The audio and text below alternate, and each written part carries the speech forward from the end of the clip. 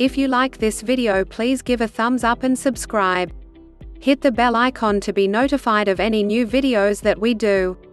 The Majestic 12 conspiracy is commonly regarded as one of the most highly speculative topics in the arena of UFO research. Many ufologists dismiss the conspiracy as an elaborate hoax, while others are convinced that the truth about the Majestic 12, aka MJ12, has been shrouded by a convoluted disinformation campaign. Whether the conspiracy can ever be proven to be real or contrived, it is unique in that it allegedly involved some of the most high-profile figures in the world in the political, scientific, and intelligence arenas, like Anomalian.com on Facebook. To stay in touch and get our latest news. 1984, two very peculiar documents surfaced in the UFO community, one dated November 18, 1952, and the other dated September 24, 1947. The first document was an intelligence briefing authored by Rear Admiral Roscoe H. Hillenkoetter and addressed to President-elect Dwight D. Eisenhower. Each page of the briefing featured a stamp bearing the words "Top Secret, Magic Eyes Only." The second document, which was an attachment to the briefing, was a classified executive order signed by President Harry S. Truman and addressed to Secretary of Defense James Forrestal. This document authorized Forrestal to establish a panel of experts that would be solely answerable to the President to investigate the now famous Roswell UFO crash of 1947. This panel would be codenamed Majestic 12, or as it is often abbreviated, MJ12. The men who comprised the panel are as follows: Dr. Vannevar Bush, Rear Admiral Roscoe H. Hillenkoetter, General Nathan F. Twining, General Robert M. Montague, General Hoyt S. Vandenberg, Drive Detlev Bronk, Drive Jerome Hunsaker, Mr. Sidney W. Sowers, Drive Donald Menzel, Mr. Gordon Gray, Drive Lloyd V. Berkner, Secretary of Defense James V. Forrestal, replaced by General Walter B. Smith after Forrestal's passing in May of 1949. None of the members of MJ12 were elected officials, but all held high positions in their respective areas of employ. 5 of the men on the list were leading scientists in the fields of research and development, aviation, and astronomy. The list also included the acting Secretary of Defense of the United States, as well as the first 3 directors of the Central Intelligence Group, which was the precursor to the Central Intelligence Agency. All of the members possessed the highest known security clearances. Rear Admiral Hillenkoetter served in an extensive military intelligence career that had been intertwined with UFO-related phenomena for several years. Not only was he listed as a member of Majestic 12, but upon his retirement from the U.S. Navy in June of 1957, he served on the Board of Governors for the National Investigations Committee on Aerial Phenomena (NICAP), which was widely considered to be the most important civilian UFO research organization in the United States at the time. Dr. Vannevar Bush was another heavy hitter on the MJ12 roster.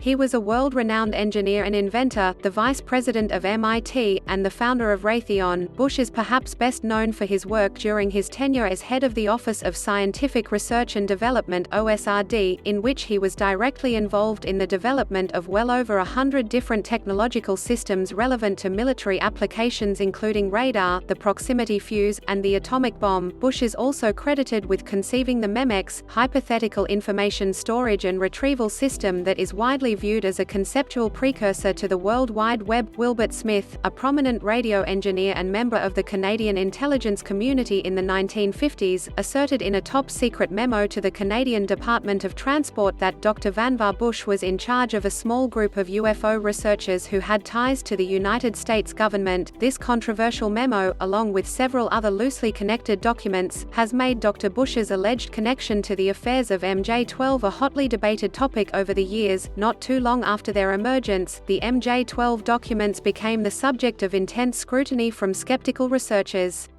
One strike against the validity of the documents was the assertion that the typewriter used to type the 1947 Truman Executive Order was a Smith Corona model that had not even been manufactured until 16 years later. Truman's signature was also reported to have been photocopied from a separate, unrelated letter from President Truman to Dr. Bush in October of 1947.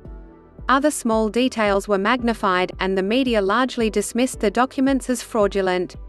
The result was that by the mid-1990s, the majority of the UFO community had written off the whole MJ-12 affair as a hoax. Proponents of the MJ-12 theory have claimed that an extensive disinformation campaign was launched to produce enough red herrings to convince the public that the story was false when in actuality the opposite was true. One researcher, in particular, Stanton T. Friedman, spent more than a decade meticulously sifting through documents in 15 different archival libraries to debunk the debunkers. Friedman was a nuclear physicist by trade and widely regarded as a credible research source for the affairs surrounding the Majestic 12 conspiracy.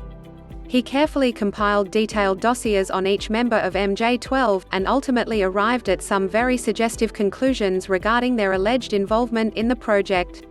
Below are some examples of his findings.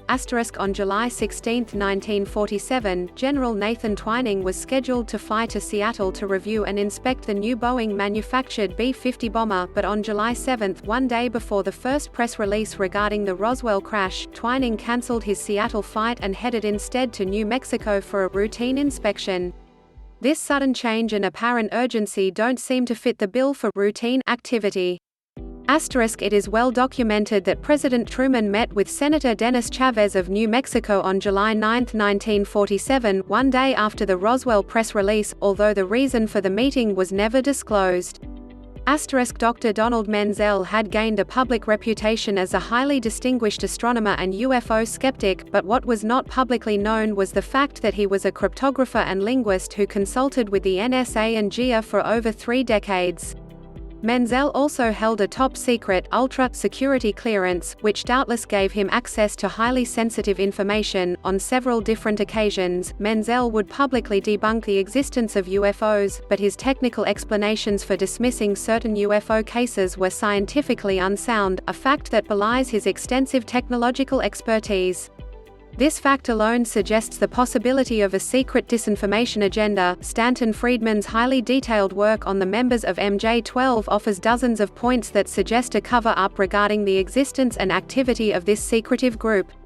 The use of deliberate disinformation to obscure a top-secret government project is nothing new. It is well documented that this same strategy was used during the development of the Manhattan Project. One telltale sign that there may be more underneath the surface of the MJ-12 conspiracy was an incident in the 1950s in which the Canadian Embassy in Washington had inquired of the U.S. government regarding certain UFO incidents, but was rebuffed and told that the information surrounding UFO phenomena was protected by a security classification higher than that of W-88 thermonuclear warheads. It is also interesting to note that the bogus MJ-12 documents emerged in 1984, only 2 years after the last member of the original MJ-12 roster had died. It appears as if the UFO community is collectively uncertain about what to make of the Majestic 12 conspiracy.